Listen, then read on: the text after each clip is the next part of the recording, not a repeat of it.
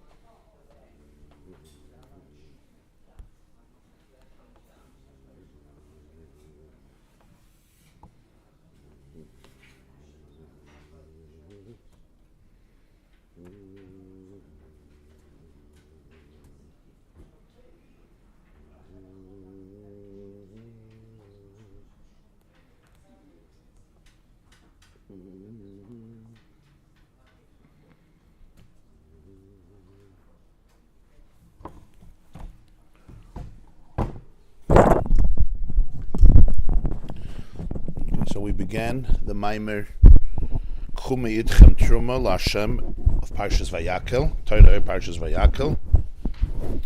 The Maimer began on 176. We're holding 177. Pay test column 2. The second paragraph from the bottom. Upchinas Sovev Kalalman. The Svarim on the BIM if anybody needs.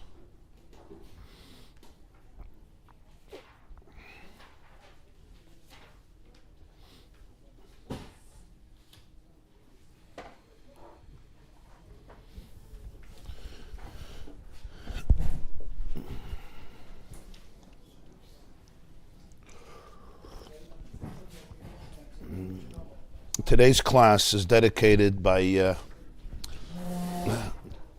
our very dear friends, Dr. Michael Mashal and his wife, Liz, in loving memory of her mother, Mrs. Rebbetzin Shirley Levy, Sarah Pestel Bas Reb Aryeh Leib, in tribute to her 4th yahrzeit on the 22nd day of Adar.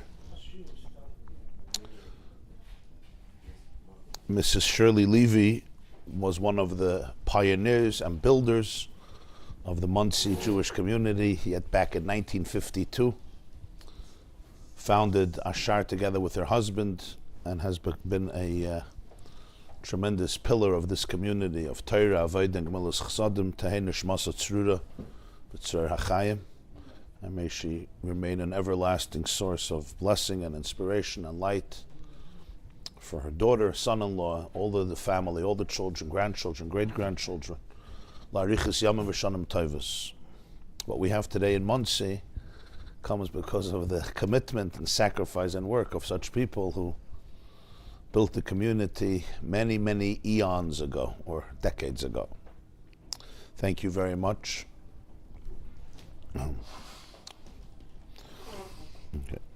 So let me summarize what we learned, and we're going to continue. The Alter Rebbe, the Baal HaTanya, began the Maimer with focusing on a redundancy that seems strange in the beginning of Parshas Vayakhel, where Moshe says, "K'chu me'itchem trumah laHashem, kol nediv liba yevi'eh eis trumas Hashem." Take from yourselves a trumah, a donation to Hashem, and every person with a generous heart should bring trumas Hashem. The same pasuk he says twice, trumas Hashem, which seems excessive, unnecessary, superfluous. But the first time he says trumah laHashem, the second time he says trumas Hashem. For this he started to explain that trumah has 2 meanings. One is trumah from the word roimamus, to lift up, to exalt. Like we say in Ashrei, Arei Mimcha Elokai HaMelech. That's the same root as the word trumah, laharim, like roimamus, roim. And then there's a second meaning of trumah, which is hafrasha, segregation, to separate. There's uplifting, laharim, and then there's trumah.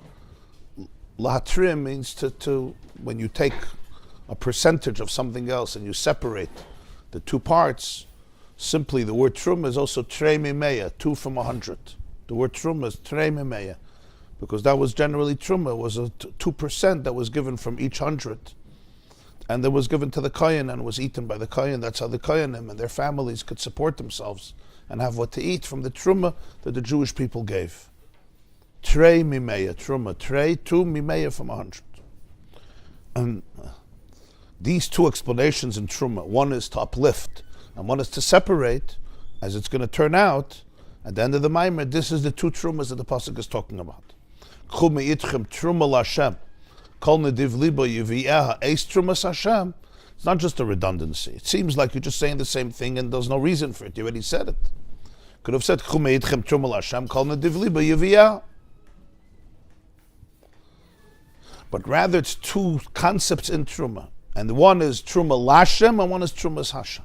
In order to explain all of this on a deeper spiritual and emotional level, he begins explaining, Baal HaTanya begins explaining the concepts that are often quoted in many Maimonim, but as you probably realize by now, those who are serious students, which means all of you, that in every Maimon, when he talks about it, there's always a new depth, a new layer of meaning, a new dimension, because this is really the code language of the all of existence. So as much as you talk about it, you can still talk about it more. And that is Mamala Kalalman and Sevav Kalalman. And he said, what's the difference? Mamala Kalalman, he gave the example of the soul being embodied. And the soul being embodied, the life force being embodied within the body, its uniqueness is that every organ and every limb accesses and facilitates and embodies a particular energy, what's called koyach, faculty of the soul. And it's based on the chemistry of that particular limb and organ. And he goes through very detailed what the brain can express, what the brain can do, no other limb and organ can do, because the chemistry of the brain is different. In fact, that's the control center. That's, so to speak, the seat of the soul, of consciousness, of awareness and of life. From the brain, it can get then distributed through the central nervous system to every other aver, every other organ in the body. And here too, there is endless diversity, because every particular limb can facilitate and express a particular energy of the soul based on who it is, based on its chemistry. You can't expect the nose to see or the eyes to smell. So the eyes access and bring out the koyach hariyah, the power of vision, and the ears, the power of hearing. And he spoke about the hands, the power of action and creativity, all the way down to the legs and the feet, which allow motion, allow movement, allow koyach hahilach, the ability to walk, to relocate from one place to another place.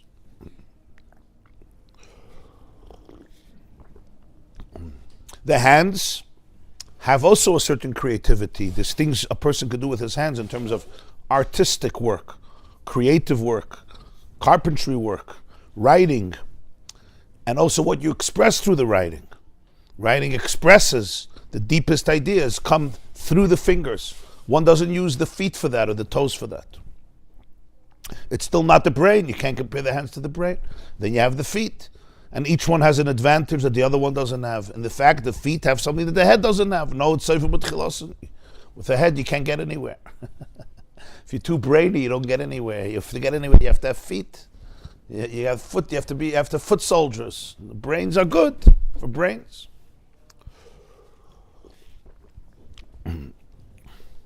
This is a mashal all from a malakal alman. What's a malakal alman? Malakal alman is called hislapshus. Slapshus is that the divine energy is embedded in every particular world and in every particular creature according to its unique disposition and characteristic, just like the soul in the different parts of the body. And the key word here is islapshus. Islapshus means when I'm dressed, you can't put on a shirt that's too small of a size or too big of a size. Too small of a size, you can't get into it. If it's too big of a size, it'll fall off. The same is true with pants. The same is true with a jacket. A lavush needs to be always suitable to the mislabish, to the one that's dressed up in the lavush. Baby clothing is one size. Adult clothing is another size. A person who's larger, a person who's smaller, thinner, petite, thicker, etc. You need the right lavush, you need the right garment. So when you say hislapshus, it's a very particular term.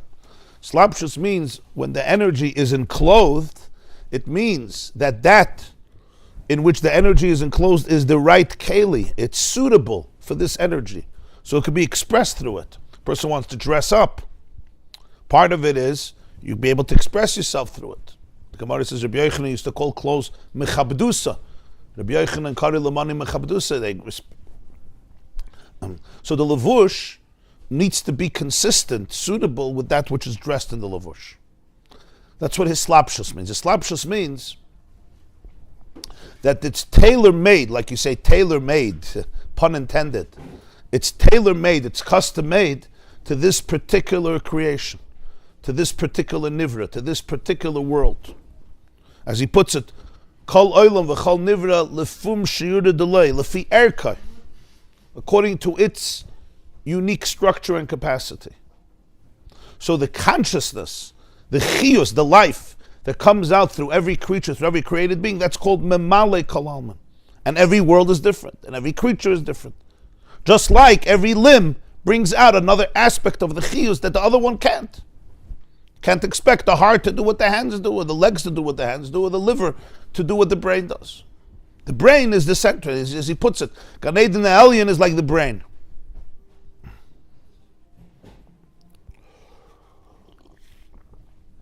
It's like the consciousness that's revealed in the brain. Over there you have the place of the great tzaddikim. You have the malachim. That's like what comes out in the heart. Malachim are generally emotions. Michal is love, Gvura is awe.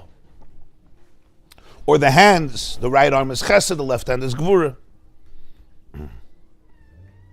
You have the worlds or the people that represent legs and feet. Each one is diverse and brings out that type of chiyus. That's what we say in davening. Ata hu Hashem levadecha. Atasi says, Hashamayim, Shmei Hashamayim, V'chol tzva ma'aretz, V'chol asher ala hayamim, V'chol asher behem. But Va'ata, Mechaya es kulam. It's all Ayin Sof. It's all divine energy. So why is there a difference between an angel and a camel? Right? Between a neshama in Gan Eden and a giraffe, or a buffalo, or a rhinoceros, or hippopotamus? The answer is, Ata Mechaya es kulam. Yeah, I know. The soul gives chiyus to the whole body. But there's a brain and there's a toe. The toe is alive, Baruch Hashem, and the brain is alive, thank God. But the toe is not a brain. It's the same soul. Taka the same soul. And the toe gives something to the brain that the brain doesn't have. As I said, you can't walk without feet. The hands give something, of course, that the brain doesn't have. Everybody needs each other. It's like a puzzle. It's a mosaic. It's a tapestry. Ata Mechaya es kulam. But the way the Ein Sof, the light, evolves and devolves, every single creature has its unique keli, that which it could access and facilitate and reveal and express. So when you look at an ant, you study an ant, or you study a butterfly, or you study a caterpillar, you study any insect, or any reptile, or any fish, they're facilitating Ein Sof. Their consciousness, their brain, their functionality, their design, their purpose, their life, but it's the Ein Sof that can be expressed through the brain of an ant or a bee. And it's amazing. And then you have that which is expressed in the tree. And each tree has a different type of quality. And that which is expressed in minerals. And that's which is expressed in a mountain, in a rock, in the sea, in the ocean, etc., etc. And as he said, it's endless. Daimim, Tzemeach, Chaim, Adar. In each world there's endless diversity. Why? Because Ata Mechaya es kulam. But it's kulam, it's hislapshus. And the personality of each brain is different. The composition is different. The makeup, the DNA is different. Hence, you're bringing out a different aspect of the chiyus, that which can be expressed and facilitated through your vessel, through your unique keli. Verstandig? This is called hislapshus. It's the way the Ein Sof is translated and reduced into becoming one with that which is creating, to the point that you don't even see a distinction anymore. There's people who deny that there's a soul in the body. Deny there's a divine energy in the world. Everything is just on its own. That's how close they become, to the point that you could deny it. You understand? That's hislapshus. It's not like I'm wearing a jacket. You know that I'm not the jacket. Here, it's not physical hislapshus. The word hislapshus, you always have to move. The metaphors are very imperfect.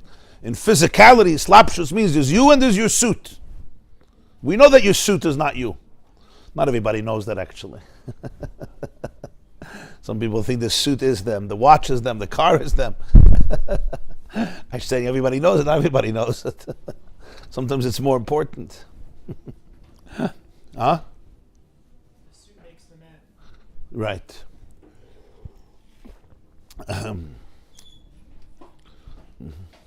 The suit makes the man, the suit unmakes the man, whatever it is. It can have an impact.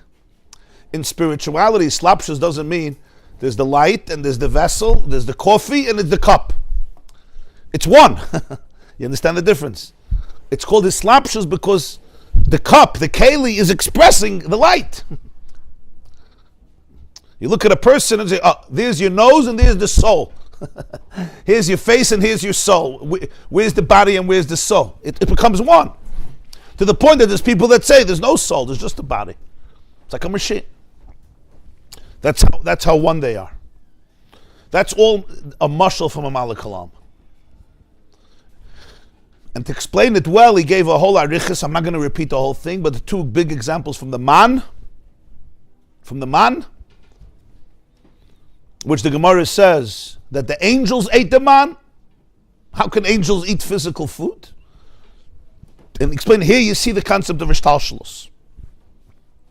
The man was a very lofty divine energy. The angels eat energy, they don't eat man. They don't eat food, physical food. The way it came down in the physicality, it still maintained its loftiness, and that's why it couldn't come down on Shabbos. With the whole amazing explanation why Dafka the man couldn't come down on Shabbos, even though everything else happens on Shabbos. Because it's Pnimi Yisailamus. But even the physical man had no psilus. It had no extras that need to be evacuated through the body. Because even the physicality of the man was an embodiment of a much deeper divine energy. The second example was Moshe told the spies to check Eretz Israel, does it have a tree or doesn't have a tree? Hayesh ba'etz im Ayin. Now every country has trees. Even New York you could find a tree. Even New York City, not easy. I understand if Moshe was sending the spies to New York, to Brooklyn or Manhattan, he would say, check if there's any trees. It's like hard to find a tree. That's why some people migrated upstate. But in Eretz Israel, Hayesh ba'etz im Ayin, especially 3,000 years ago, before we cut down all the forests. So the Zohar says, Moshe wanted to know something else. Does the flow in Eretz Yisrael come through eitz, or does it come through ayin? Hayesh ba'etz im ayin. Not ayin does it not have a tree. Ayin doesn't mean it doesn't have a tree. Ayin is not the absence of a tree. Ayin is a whole different energetic experience. Hayesh ba'etz means the flow goes through eitz. What's the eitz? He says eitz is the eitz Chaim, the tree of life. What's life? Life is chachma. Chachma is the beginning of Ishtalshalus, the beginning of Mamalakal Alma. Eitz comes from the word eitza, which means advice, wisdom. Eitza. Eitza v'sushia. Does the energy in itself flow through the eitz, or maybe it comes straight from ayin? Doesn't go through chachma. Doesn't go through the tzimtzum, the reduction through chachma. How are they supposed to know that? They're supposed to look at a city and see if it's, how are you supposed to know that? How are the spies supposed to know these things? What type of glasses do you have to put on to say, Hayesh ba'etz im Ayin? What's pshat? What does Moshe want from them? What would the difference be? What does the difference be? So this is what he explains in the Maimer. The difference is in the physicality. If the fruits grow like in every other country, it means even in Eretz Yisrael it goes through chachma. If the physical fruits are of a completely different magnitude, you're not going to say a physical apple is ayin, but it's the physical embodiment of ayin. And that's why even the physical properties are different. Because it embodies a different energy of that comes down. So this is all a metaphor. That atamachaya is kulam. It's all Ayin Soif. But the way it's embodied in each creature is distinct. Based on what? Based on your chemistry. Based on what? Based on your cup. Based on your cup. And the chemistry is designed according to the light, according to the energy that this vessel needs to bring out into the world. Heaven has one role. Earth has another role. Earth itself is so diverse, and heaven is diverse. That Atas is a Shemayim, Shmei HaShemayim. Every planet, every galaxy, every star. Every star has a name. You know how many stars there are? You think we have a lot of names? Every star has a name. I mean, every star has a name. Who needs names for every star? You know how many stars there are? It's about numbers that are, we can't even speak or say with our mouth. It'll take a very long time to say the numbers, just to go through the numbers. But the point is, every star in its own unique way has a story, has its own, its message. Every star up there and every star down here. That's Mamala Kalam. That's his slapshus. Slapshus means that the energy becomes so synced so integrated with that which is receiving it, that they're now inseparable. This becomes your very identity. So what's the issue with the stars? Now, galaxy alone is 100 billion stars, just in the Milky Every galaxy, 100 billion. In the Milky Way, just Yeah. where we Yeah. 100 billion. So what's the connection? Everybody has a name. There's Moinem Misper Lakechavim. We say in the morning from Tehillim, L'chulam Shemes Yikros. I'm explaining because each one has its own unique chemistry or composition or purpose. Yeah. So when Moshe sent the spies to Eretz Israel to check AIDS, Yeah. AIDS or Ayin, Yeah. Hayesh ba'etzim ayin. Yeah. so he wanted to see the difference Yeah. that it should be like Limala Minateva or what? He wanted to know. They should tell the Jewish people what type of country it is. And they came back and they said, Oichelos Yoshveha. It eats everybody up.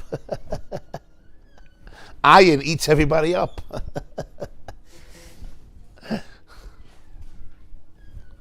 That was their report. It eats everybody up. Ayin doesn't let you be. Selosnish Zayin, Selosnish Leben. What do they say in Yiddish? Elosnish Leben. It's going to eat you up. They didn't think it's a good thing. They got frightened. Just like people hear the word bittul, they run away. They shut down. Like, I heard enough of that. The way they experienced it was terribly negative. It's going to eat me up. What's going to be left of me? They saw it as abusive. Das it does. Bittul ayin. Some people, when they hear the word, you don't exist, there's two people.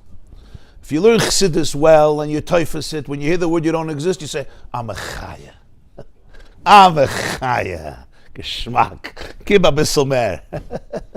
And other people, when they hear the word you don't exist, they're like, I'll kill you. Energetically, I don't mean energetically. I shut down. Some people hear, bittul, give me more. They start existing. That's when they exist. That's the whole Indian of bittul, that you start existing. When you exist less, you exist. But for that you have to have the kalim. Again, you have to have the kalim. If not, I don't exist. What does it sound like? It's not a judgment. It's a description of where a person is, based on their experience, based on their perception. Every maimah uses the word bittul at least once, sometimes 100 times, sometimes 20 times, but that's at every maimah. Some people hear it. It's like oxygen. It's like you're in a parched desert. You haven't had a cup of water in a day or 2 days. Somebody gives you a cold cup of water. Mechaya. More. All you can think is more. Give me more. Your toif is the tainug, the tamuru ki toiv Hashem. Yeah. You told me the other day, I did a webinar with Eli Nash. He's a special person. So he told me that he went through a lot in his life. He speaks about it a lot, what he went through, and a lot of, very difficult things, and he emerged from it. So he was, in the last webinar, he said that somebody told him that God just conjures so much negativity. The word God, Hashem, it just brings up so much like bad, like. So he said to him, it says in Tehillim, Tamu Uru ki toiv Hashem. Taste and you'll see that Hashem is good. So he says, until you don't get to that space, you're not talking about God. You're not talking about God. You're talking about a statue, yeah. You're talking about what some people call God. You're talking about a perception of God. But you have to trust David HaMelech, yeah. They say the Alter Rebbe once came to Shklov. Shklov is a city in Lithuania, Belarus. Shklov was a very, very big center of learning in the Alter Rebbe's days. There was Vilna, there was Minsk. Shklov was like a tremendous, a fortress of Lumdus. It was a very, Vilna was called Yerushalayim Delita, the Jerusalem of Lithuania. But Shklov was a very prominent city. It was full of lomdim and ga'onim. The Alter Rebbe got up on the bimah, and he gave a clap on the bimah. He used to speak with a niggin. And this is what he said. In this lashon. Tamuru kitov havaya versucht wird sein, as der Eberster is gut. He translated the pasuk in Yiddish, but there's a translation and there's a translation. There's just saying the words, and then there's the experience of it. And dozens of people, he went over the bimah, dozens of people followed. One of his big chassidim was Rabbi Yosef Kolboy. They called him Rabbi Yosef Kol. He had everything in him. He became then his Talmud. But what's the nekuda? The nekuda is you have to taste it. What do they say in Hebrew? Al tam v'reach en litvakeach. Yeah, I'm going to argue with you if something tastes good. Your wife's kugel for you is Gan Eden alien. For somebody else, it's Gehenna. Emes. Your wife's cholent for you is Ava B'tanugim. And for another person, Kenish Das.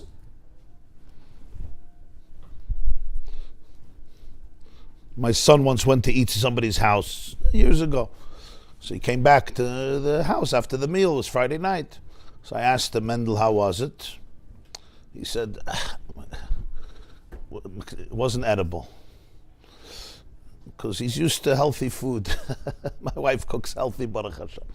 So it was sugar, more oil, more sugar, everything was sugar and mayonnaise. It was hard to find the oichel, the God particle of the food was hard to find. It was all everything else besides what God made. You know those types of foods. Your salad.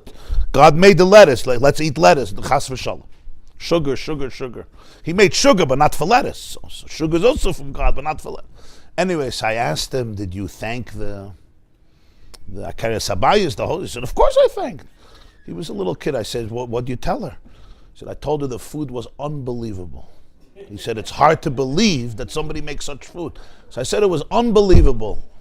I said it was unbelievable. It's hard to believe. Why are we talking about this? One person's cholent. If you're cholent, the point is, lahavdil, right? Eretz Israel, the Meraglim said, it's a land that eats everybody up. Ayin eats you up. So the Jews got hysterical. He said, we don't want to go to a place to die. We want to live. We don't want to die. Yeah, L'chaim v'loy lamavis. What do I need this for? Let's stay in the midbar. In the midbar, nobody gets eaten up. Everybody could exist. If he didn't know what? No, like everything else. He wanted that the Jews should understand what Eretz Israel is. It's a Maimon L'Kudat Torah Shlach. The Alter Rebbe says, Meraglim shakranim hayu. Because bittul is the source of life, it's not the source of death. If bittul makes you feel more dead, so it's one of two things. Either you don't know what bittul is or you don't know who you are. One of the two. Usually both. If bittul makes you feel more dead, less alive, so then you don't know what bittul is and you don't know who you are. Huh? Yeah. So you don't know what bittul is.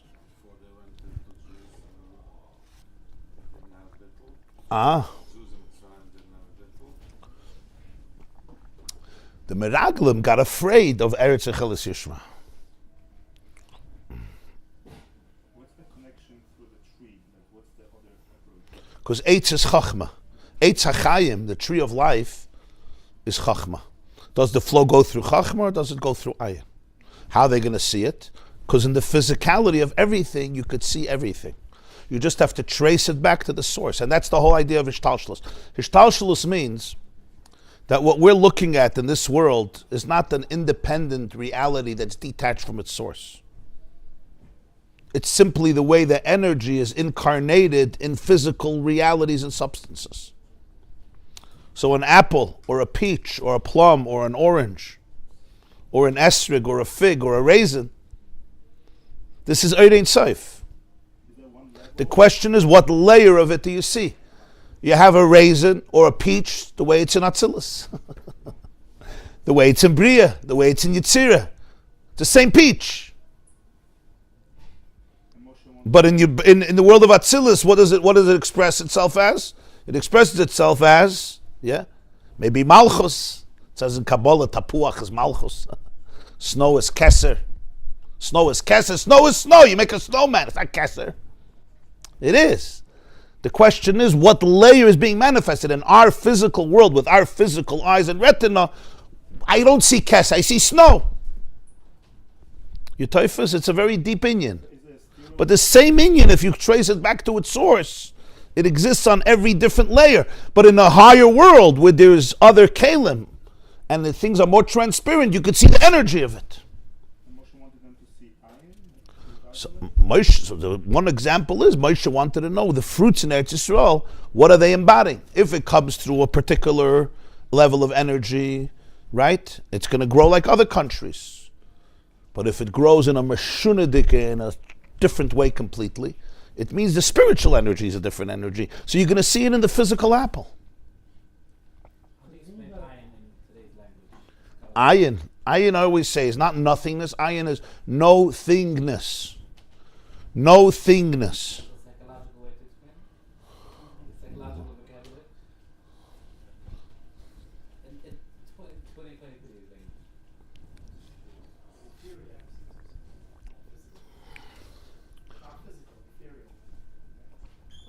Even deeper than that. The word ayin, usually people translate as nothing, right? There's a text from the Alter Rebbe, Shalamalis essa einei elaharim, may ayin yava yazri. So the German translates, may ayin yava, from where? Like, I don't know from where, because like from nothing, like who's going to help me? He says, no, may ayin yava yazri. It's an answer, it's not a question. The question is an answer. May ayin yava yazri. Because ayin usually is translated as nothingness. But nothingness is really two words. No thingness. No thingness is more something than somethingness. Somethingness, yesh, is thingness. It's a thing. Ayin is more reality than yesh. So it's no thingness. It's not defined by a thing. And therefore it's the source of all things. A thing is tangible. Yeah, a thing has limitations. It has properties. And therefore the energy is already reduced. It's filtered. It's contracted. It's mitzumtzum. Ayin is a space of no thingness. It's not a thing. So Hashem you call Ayin, right? We say the world was created yesh me Ayin. Something from nothing. Kimimcha hakol. Why is he called nothing? It's not nice. What are we, atheists? Yesh me ayin means something from no thing. The source of yesh is ayin. HaChachma me ayin timatze. It says in Mishlei. Chachma comes from the place of ayin. It's no thingness. When one goes into the place of ayin, that's the source of all the yesh. Because it's not defined. It doesn't have defined properties.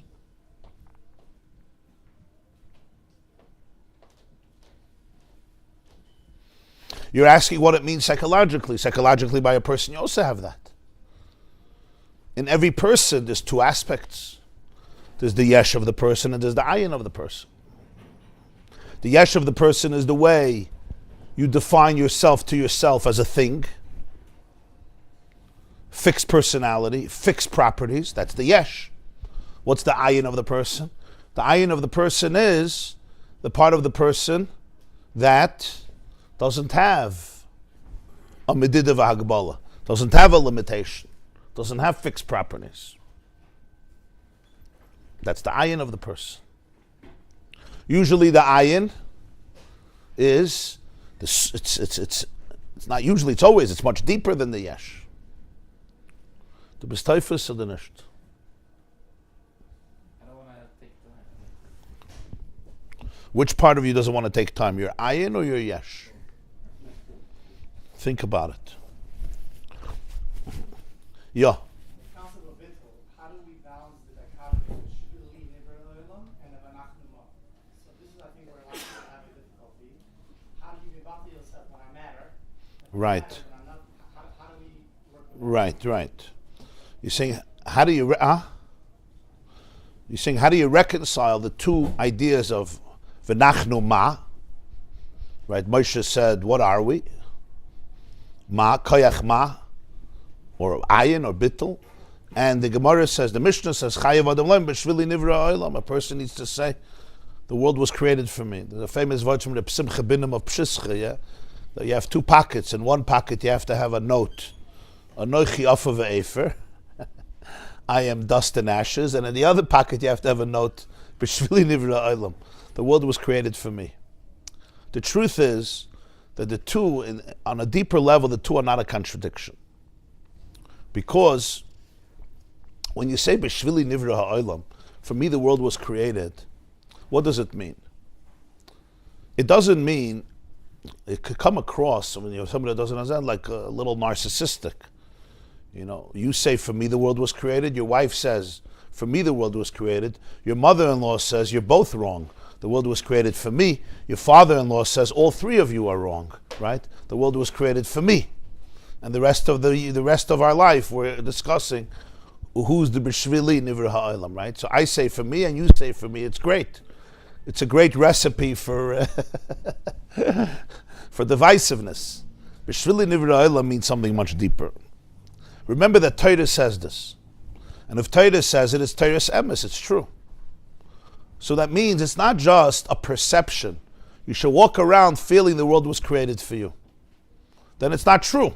Then it's your mishagas. When Torah says everyone is mechuyev to say it, it means that it's true. So let's ask a better question. What makes it true? If you say the world was created for you and I say the world was created for me, who was it created for? Was it created for you? Was it created for me? Everybody is supposed to say it, but so it's either me, it's you. So you say, well, 50% was created for you and 50% was created for me. Like, how does it work? You have 7 billion people. Almost 8 billion today. So let's split the earth into 8 billion pieces, right? So basically you'll end up with your coat. So your coat was created for you. The pshat is, when you understand what bittul is, then you see, first of all, what it means, and second of all, that it's not true.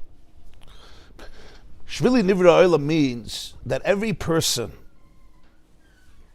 has a mission in this world that is indispensable to the universe. It's indispensable to history. You know what indispensable means, yeah? Indispensable means, how do you say it in Russian? Indispensable in Russian. Now you understand? Polish, okay. Anybody knows Polish? Mm-hmm. Indispensable means that it's essential. Can't be without. Right? You'll say a mother is indispensable to a family. Right? Parents are indispensable to a family. How are you supposed to raise children without parents? You'll say this person is indispensable to the company. You send them away from the company, it falls apart. Sometimes you have a person, you can send them away, nothing is going to happen. That means you probably should ask yourself why you're paying him $150,000 a year. Dispensable means something you could throw away. It'll move on, things will move on, it's not going to fall apart. Indispensable means without it, something is really, really, really missing. Something is going to crumble. Chayav adam loyom b'shvili nivra olam. There's something in your life, yeah, that is so significant, it's so valuable, that for that, you could say the world was created. The whole world needs it. B'shvili nivra olam. There's something at stake. So da epis was is azoy chashav, azoy wichtig, yeah, in dein Leben, that you could say b'shvili nivra olam. For me. It's not a narcissistic statement because I'm better than you, because you have to worship me, because I could use everybody. On the contrary, it represents a responsibility that there's something at stake in your life and in your contribution to life that the whole world is waiting for. It's true about me, and it's also true about you, and it's true about your mother-in-law.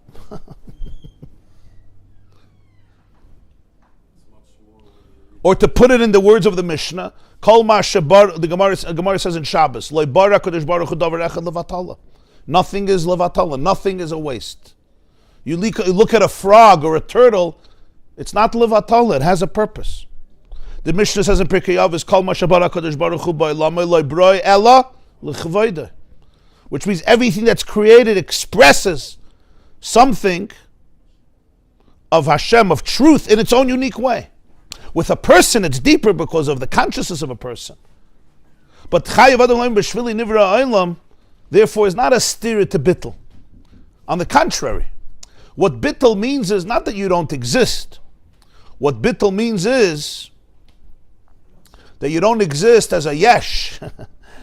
Your deepest existence is Ayin. And when your deepest existence is Ayin, then you could suddenly see yourself as a conduit for infinity. He asked me what Ayin is, and then he runs away. Huh?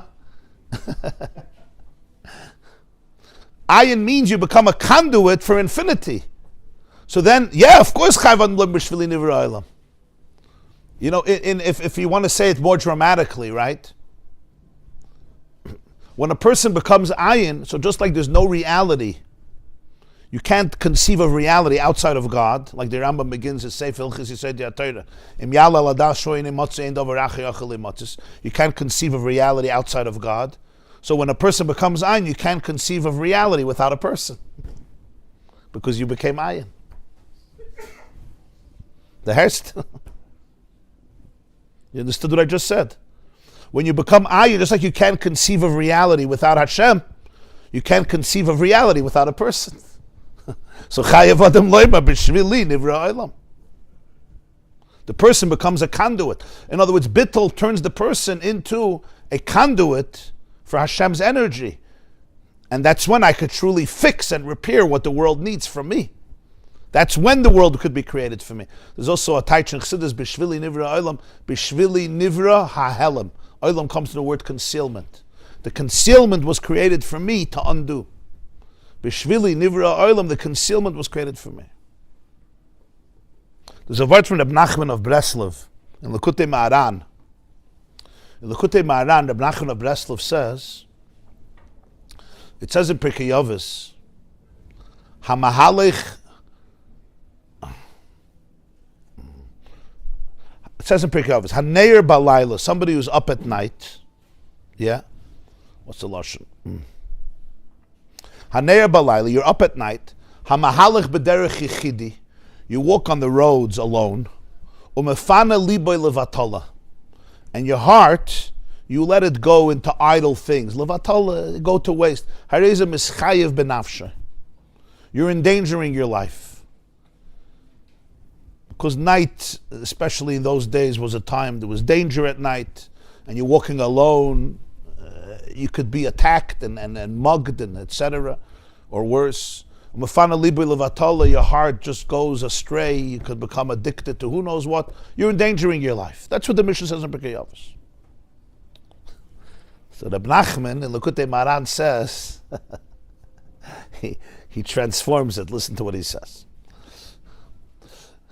Haneya Balayla, if you're up at night, he says at night there's less lies in the world because people are awake, yeah?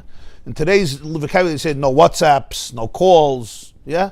Nobody's hacking a chainik, it's quiet outside, yeah? There's more pure energy at night. It's calm, it's a different energy at night. Less people are lying, let's put it that way, because they're sleeping. When you're sleeping you can't lie, right? So there's less lies in the world at night. You wake up already, so the businesses are working, the sharks are working overtime. At night they're sleeping.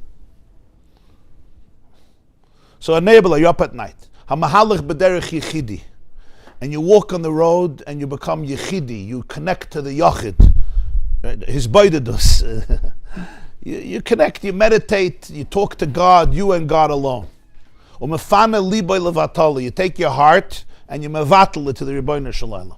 Says Hareza mischayev benafsha. Your soul becomes a mechuyev hametzias, not a nefshari hametzias. Which means, in Jewish philosophy, the Rambam writes, there's two types of realities. There's a reality that's called nefshari hametzias, possible reality. Mechuyev hametzias is necessary reality.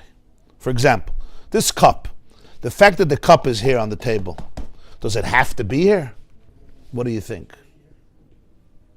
You don't have to answer, I'll prove it. You see, it didn't have to be there, right? Doesn't it?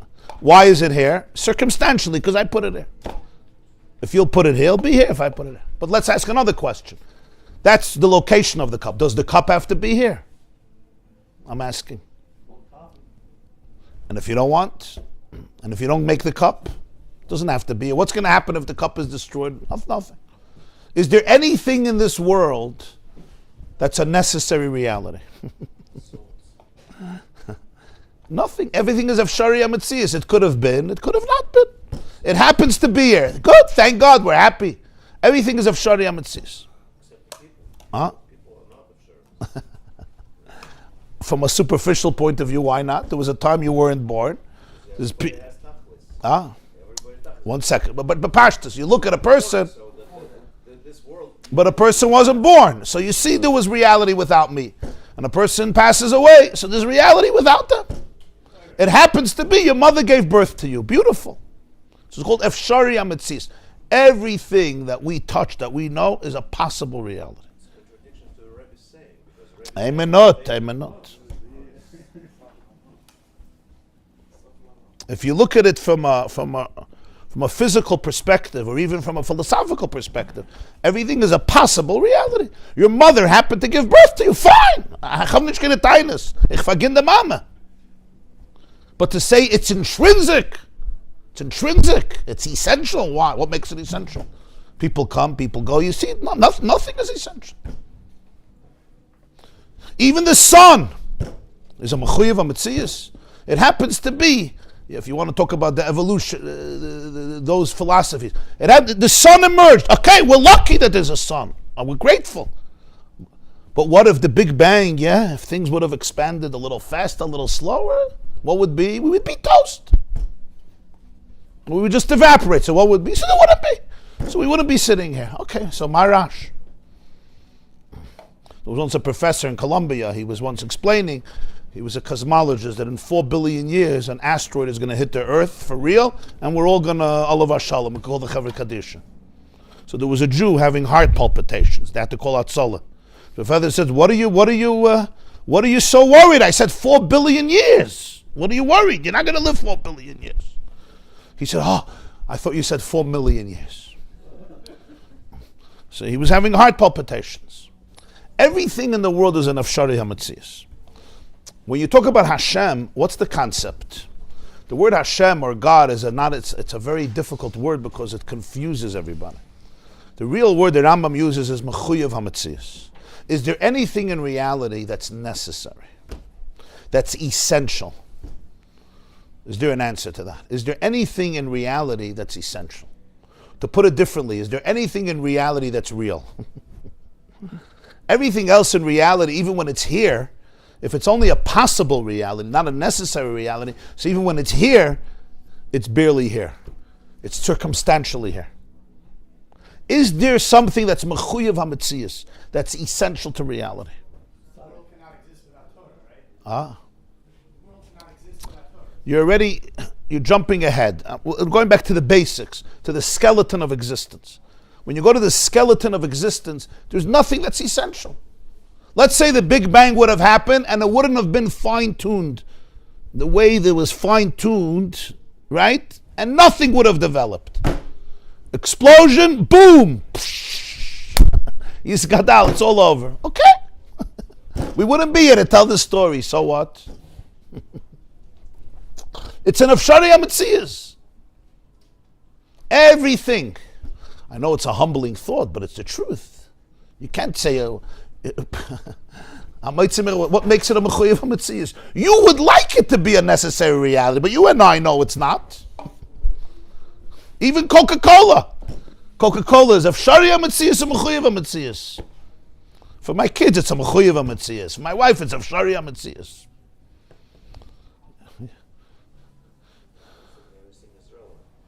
Everything, of course, everything is relevant and relative. Yeah. In Jewish philosophy, this is the concept of Hashem. Not Hashem, God, another existence. If God is an existence, it's another Efshari HaMetzias. Anything that exists had somebody who chose that it should exist. If you have somebody that chose it should exist, you could choose it shouldn't exist. My mother could have chosen not to have a child. what would happen? Garnished. Life would move on. Just like this cup. The manufacturer, I don't know who makes these cups. I don't know who is it who makes these cups. The Vest? Huh?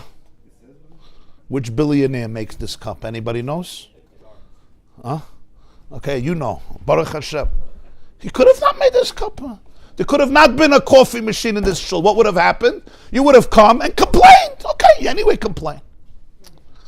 Everything is of Shari HaMetzias. We have to realize that. The only thing that's Mechuyev HaMetzias is that which is intrinsic to reality. And that's something that's Ein Sof. It's by definition Ein Sof. It didn't have to be created.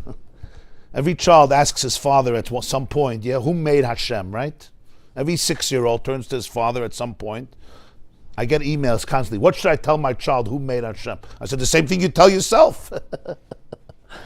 When do you wake up with your child? It's a good question, right? Who made Hashem? The atheists, when they debate, they love saying that the idea that there was a creator is foolish. Because just like when you say creation needs a creator also needs a creator. If the world needs a creator, so why doesn't God need a creator? So God also needs a God to create him. So who made that first God? And they get stumped. Oh, brilliant. Nothing to answer. Stephen Jay Gould told that to you, ever? He didn't talk religion. He didn't.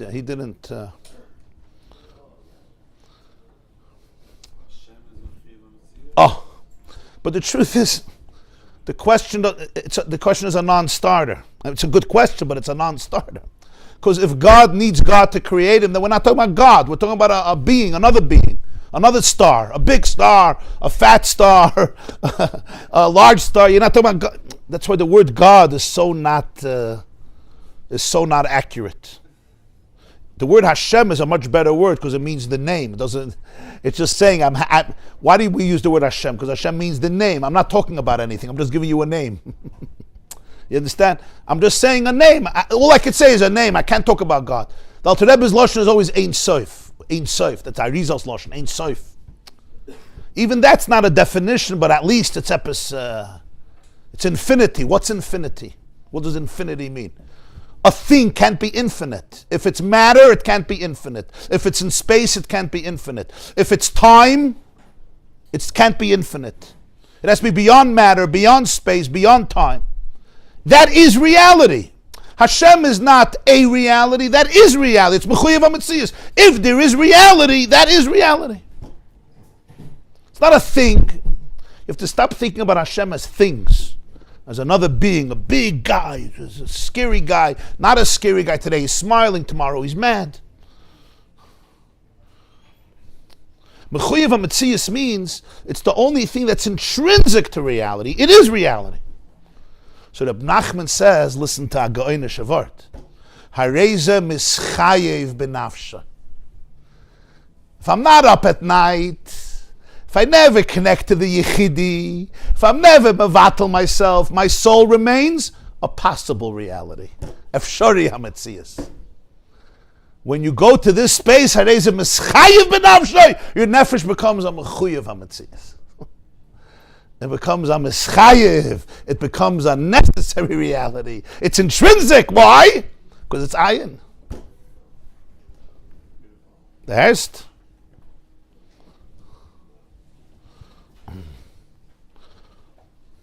Literally, it means your soul is in danger. Mischayev, like you're chayev misa, you're in mortal danger. Your nefesh becomes a mechuyev. Why? How does it become mechuyev? How does this cup become mechuyev HaMetzias? The answer is because when the cup has the courage to go back to Ayin, so then what's the cup? Cup is part of Ani Hashem Lo Shanisi. So it's a mechuyev HaMetzias. Tamevin, the Herz Bestutzach. The whole Yiddishkeit is to go from being a possible reality to an intrinsic reality. How? When I shed the egoic mind. How do you shed the egoic mind? That takes a lot of work. You know what the egoic mind of Yiddish is? A verstopte Kopf. In Yiddish they call it verstoppt. A Chassidische Lashon is called an egotistical mind. The egotistical mind is verstoppt. Verstoppt means plugged. When they told you in Cheder, hast du verstoppte Kopf, right? Because you were smarter than most people. So they meant verstoppte Kopf. The cup doesn't understand. But that's not verstoppte Kopf. When the cup doesn't understand, it's already a good thing. It means they understand more than other people. Right? Guy once came over to me after a shir and he said, I didn't understand a word you said. I said, I think you understood more than other people. If there's no lack of understanding, there's no understanding. But the verstopte Kopf is the egoic mind that doesn't allow me to become a mechuyev ametzius.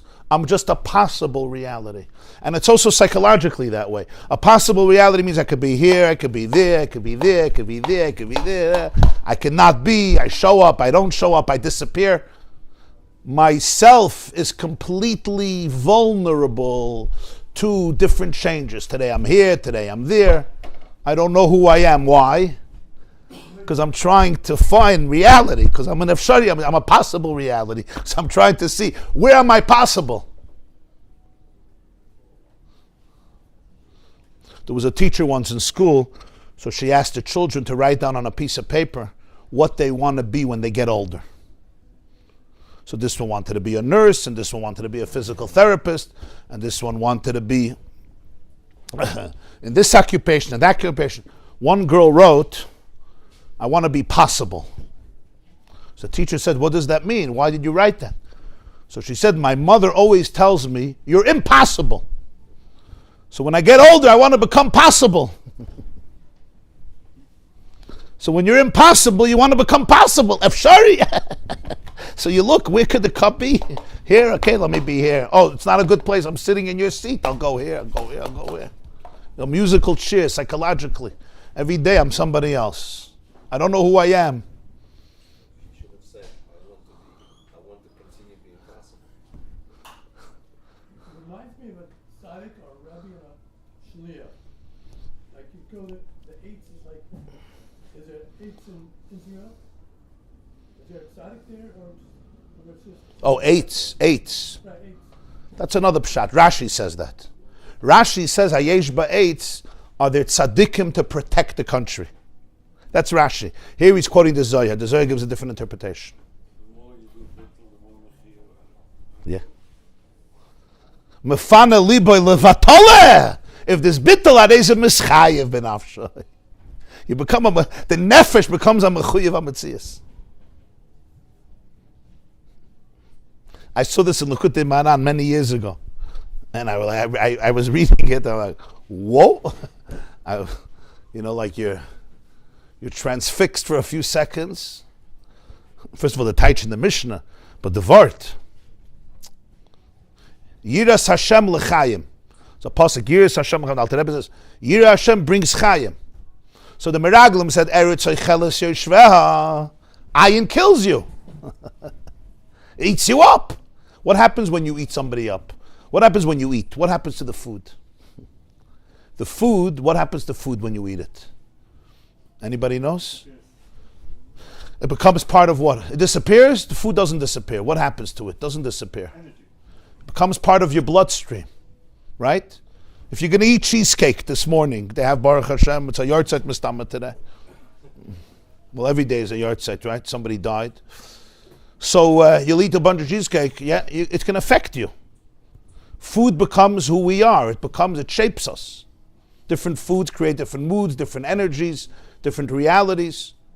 So food doesn't disappear. It becomes part of you. It disappears as a Danish or as an apple or as a cookie or as a piece of steak. But it didn't disappear. The steak didn't disappear. It became you. There was once a fabrengen by Chassidim. So it was a very good fabrengen, and they needed a little fabais and a little food. Everybody was starving. It was back in Russia. So the one they were fabrengen by, he had a goat. He owned a goat, and they would get milk from this goat in the morning, and they would sell the milk. So he was tempted, and he shechted. It was a shechted the goat, and they cooked up a storm, and they gave everybody, and it was a fabrengen la'elu la'ela. In the morning, his wife woke up, and she sees hayela deinenu, the goat is gone. So she was choshed her husband. So she said, "What happened?" So he told her what happened. So she started to give him a misha beirach, like she knew. You take our source of parnasa, the level of irresponsibility. The goat is gone, it's gone, it's gone. So he looked at her and he said, the goat is not gone. Yesterday the goat was saying meh, meh, meh. Und heint sagt it sig, Shema Yisrael, Hashem Elokeinu, Hashem Echad. Today the goat is saying Shema Yisrael, it's not gone. I don't know if that satisfied his wife. I don't know the end of the story, but I know the word.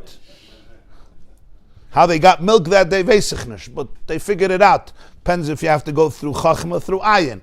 If Parnas has to go through Chachma, then you need the goat. If not, there's other ways. So what's the nekuda? What you eat becomes you, right? So when you eat something, it doesn't disappear. It just becomes energetically something different. That's what it is. That's what bittul means. Eretz Israel, it's a land that eats up the people. So what happens to the people? They become part of Eretz Israel. That's pshat. They become part of Eretz Israel. Which is a good thing. But they will die. Depends if it's a good thing. If the meraglim wasn't a good thing, I told you, it's all perspective. Some people hear the word bittul and they come to life. Some people hear the word bittul and they shut down.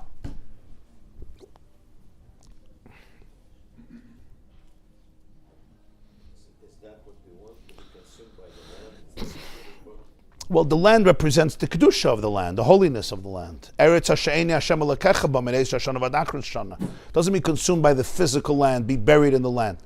It means what the land, the energy of the land. Eretz Echeles Yishvei, because it's a holy land, right? Even the non-Jews, they call it a holy land. The only ones who think Eretz Israel is not a holy land are the Jews. Everyone else knows it's a holy land. The only ones who always tell us that Israel is a normal country are the Jews. No one else believes it. Nobody else believes Israel is a normal country. Only the Israelis are trying to convince everybody it's a normal country. It's not, for heaven's sake. Don't treat it like that and don't say it is. It's not. Everybody knows it's not. You have to say the truth. It's a divine, it's a holy land. Everybody knows it. And it was a land that was given to the Jewish people for eternity. The tzaddis they have in Eretz Israel is from the Jewish inferiority complex. They can't say it's our land, it's God's gift to us. They can't. They're always ambivalent. They're not sure. It's our land, it's their land, so they're also entitled. So if they're doing terrorism, well, they have a point. How could you win a war like that? You can't. The terrorists feel the weakness of the Jewish people in Israel. That's the tragedy of our generation. Imagine if America and Britain and the Soviet Union were fighting Germany and they weren't sure if Hitler was wrong or right. What would everybody look like? You can't fight a war without decisiveness. If they would think Hitler maybe he's right, Germany has a point, Czechoslovakia, he has grievances. He didn't become an artist, maybe he's right, Hitler. What type of war would there be? You understand? And if they would listen to what CNN or the New York Times had to say about Hitler, and that's how they would decide it, you can't win like that. You have to know who your enemy is and what you have to do. But Jews have a very hard time with this. Because of the Jewish bittul, we misconstrue bittul. You understand? Jews are a bottled nation because they have bittul. The Rebbe once said in a sikha that the Jews took their emunah and they applied it to Arafat instead of Hashem. They believe in Arafat instead of Hashem. Emunah is super rational. So they believe in Yasser Arafat in a super rational way. Doesn't make sense to believe in him. The guy is a terrorist. But we still believe. Emunah, because we have Emunah. Instead of Emunah being on Hashem, the Emunah became on Oslo. Or the Gaza withdrawal. How did I get into this? Oh, Eretz Israel. Eretz Israel. No, this is the tragedy of our times. This is the tragedy. Jews that don't have confidence. They don't believe in their history and their destiny. They're very ambivalent. They're very insecure. They can't even say it's our country. They don't know how to say it. They don't believe it, yeah. They do, but there's a toxic voice in them that doesn't believe it. This is why, yeah, okay, this is a painful subject. Very painful subject.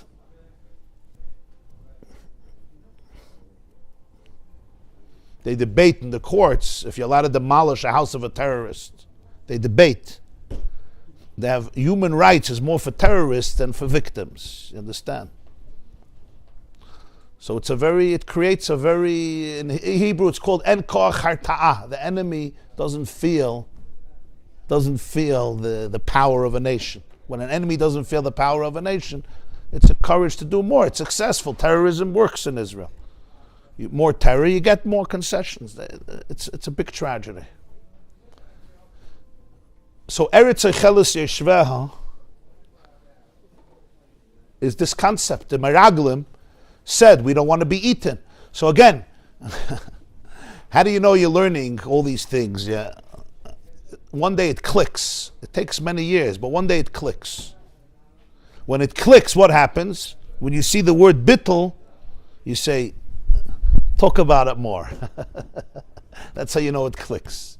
If it doesn't click, you see, don't go there. Let's talk about psychology. Don't talk about bittul, talk about psychology. That means it didn't click yet.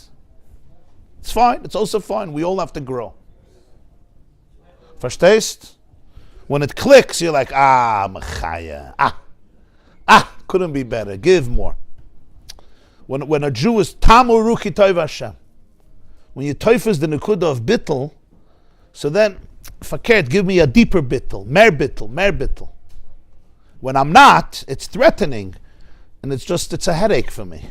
So yeah, I'll listen to it, but it's not, doesn't work with me. Okay, so what's the conclusion here? So the conclusion, this was all my summation. The Brazilian wanted an introduction because he missed the previous class. I gave a summation, but we went off to other stuff. Mischayev benafshe. But that's the nekud. We got stuck in Mamala. It's not the worst place to get stuck, by the way. It's not the worst. I know soon he's going to talk about Soiviv. And Legab Soiviv Mamala is called stuck. But if you have to get stuck somewhere in life, it's Mamala Kalam. You know, they say if you got to get stuck somewhere for a few days, it's a good place to get stuck. So if you have to get stuck somewhere, Mamala Kalam, okay.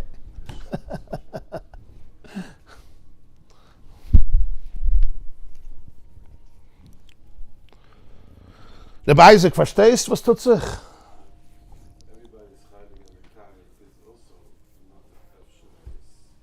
Oh, so that's the pshat.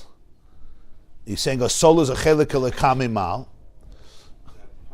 So when I could shed the layers that block the chelik elokami mal and access the chelik elokami mal, then you become a mechuyev hametzias because you're chelik elokami. That's what Reb Nachman of Breslov means. That's when I become a mechuyev hametzias. Hast gewollt a Breslover Shir, but ich habe a Breslover Shir. The bittul has so many layers. Of course, Legabe, you're right. She's okay to be able to do it all in our lifetime. It can take a lifetime to do that. It could take a lifetime. It takes a lifetime, but it's a mistake to think that it takes a lifetime. Because wherever a person is, there's bittul at that moment relative to where I am. Of course, things take a lifetime, but it's a mistake to think this is a lifetime of work. People often make that mistake. This is a lifetime of work. Of course there's a lifetime of work. I'll tell you more. There's 100 lifetimes of work. I'll tell you a secret.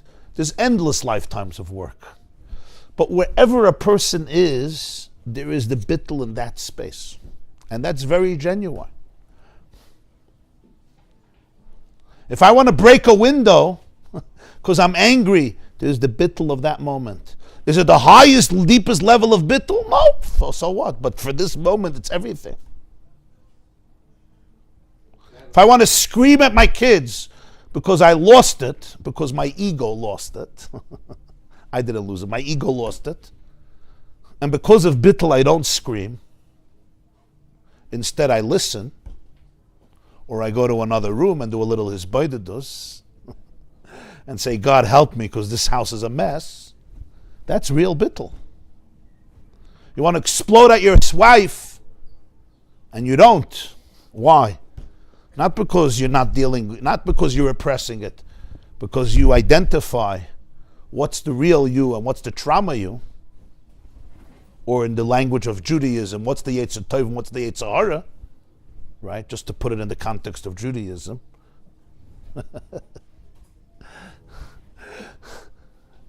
That's real bittul. That's not small bittul. That's sometimes a lot deeper than other stuff. In fact, in this maimer, I said last year, the nikud of this maimer is that a skafia has something that's much deeper than a sapcha. The bittul of a skafia, which means I'm not transformed, in a way is deeper than the transformation. This is going to be the whole nikud of this maimer. As he's going to explain, ishapcha touches mamale, and iskafia touches soivav. So that's real bittul. Wherever I am, there's bittul.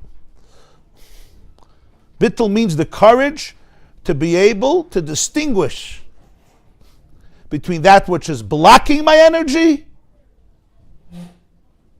blocking my divine energy, and that which makes me mechuyev hametzias. That's bittul. If you want to know what the definition of bittul is the ability to distinguish that which makes me a possible reality and that which makes me an essential reality. And the moment you make that distinction, that's bittul. You let go of the self that's a possible reality, and you tune into the self that's an intrinsic reality, and that guides my behavior. That's that's very profound. Don't underestimate that. It's also a life's work, but it relates to every moment. It relates to every single moment. In business, in the house, when I'm with myself, when I'm davening, when I'm learning, when I wake up, when I go to sleep, when I eat supper, and when I come home before supper. Verstehst du, was ich sage? Sometimes we could work on one thing and finally thinking that we accomplished something, and tomorrow you wake up and it's all over again. Because you're right, but it's every layer of the onion that's peeled has an impact. There's no such a thing that doesn't have an impact. But we shouldn't have an expectation that once I dealt with it once, it's gone forever. I'm never going to have to deal with it again. Why not? Once you chop something, it's in your brain. I could chop it in my brain, but my nervous system didn't chop it. How many of you sat in a lot of places and you chopped a lot of things about your life, and you may have chopped that X, Y, Z, and A, B, C, D, E, F, G, H, I, J, K. I'm not going to go through everything of my life is all based on trauma, and real trauma with a capital T. And some of you know exactly what we're talking about, unfortunately. And you say, wow. So that's why I was doing this and this and this and this and this and this and this and this and this. And you know what? From today, it's over. I'm done. I'm sick and tired from being sick and tired. And then the next morning, the next day, pop! Shite. I'm back in the same place. The answer is, it's not a contradiction. One was the head and one is the nervous system. One is the soul and one is the body. The nefesh, you know it, but the goof doesn't know it. My nervous system doesn't know. My nefesh habahamas doesn't know it. My animal soul is scared. Your wife said something, your husband said something, you panic inside. Boom, you're done. You understood? I understood, but the trauma sits in my body.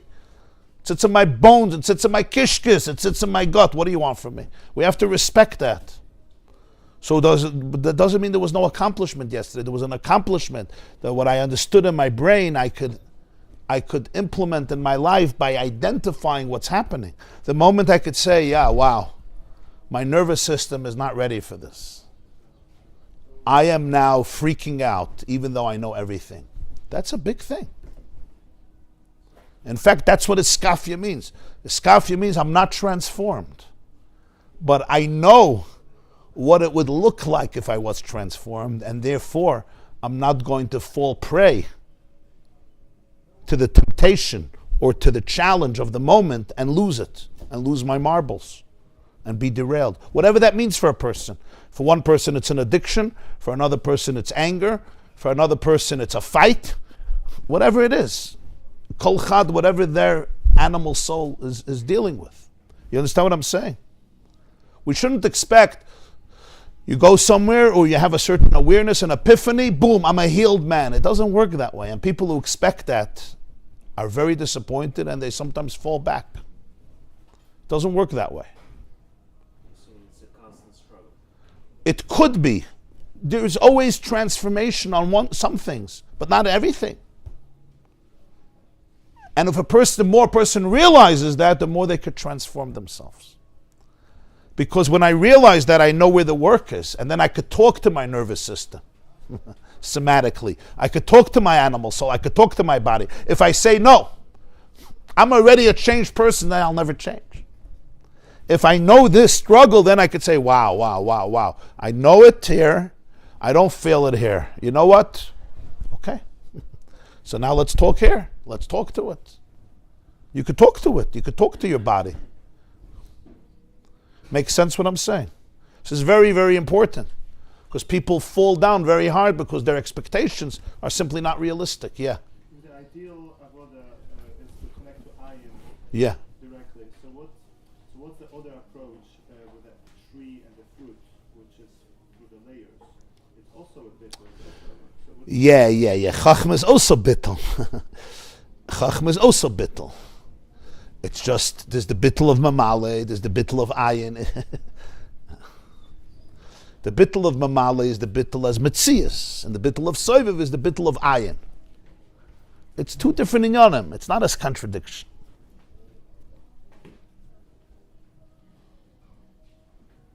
We'll see. It's going to be explained more. Okay. Everybody have a beautiful day. And atzlacha Rabbi with everything. We're going to take a little break because I'm going away tomorrow. I have a Shabbaton in Canada. And then going to Florida. So next week, there won't be a shiurim. So we would do the shear on the repetition of the shear. But you could chazer the last two shiurim or the other shiurim. You could start learning Pesach shiurim. On the yeshiva.net, we have Lekutei Torah, all the Pesach shiurim. Pesach Maimarim. It's already 30 days within the Pesach. So Shabbos, I'm not here. And next week, there's not going to be any shiurim. Not men's shiurim and not women's shiurim. Next week, no. So please tell your friends who come to the shir or your wives who come to the shir. Next week, there's no shir. And Be'ezer Hashem, we're going to resume the week after. Monday morning. I'll miss you and wish everybody a lot of atzlocha. And B'suris Toivis Tamid Kol Hayamim. Ken, Toda Rabba. I have the terrible shot in I'm with you. Eretz Israel. Yeah. They came and said that's an Eretz Ocheles. Yeah. They understood the Ayin of Bitul. Yeah. It's Ocheles, but who? Only Yeshua. This is one that sits in yeshivas. Yeah. And they said, what do you mean? We have so much creative energy, we're not doing it. The one that is not yeshivas,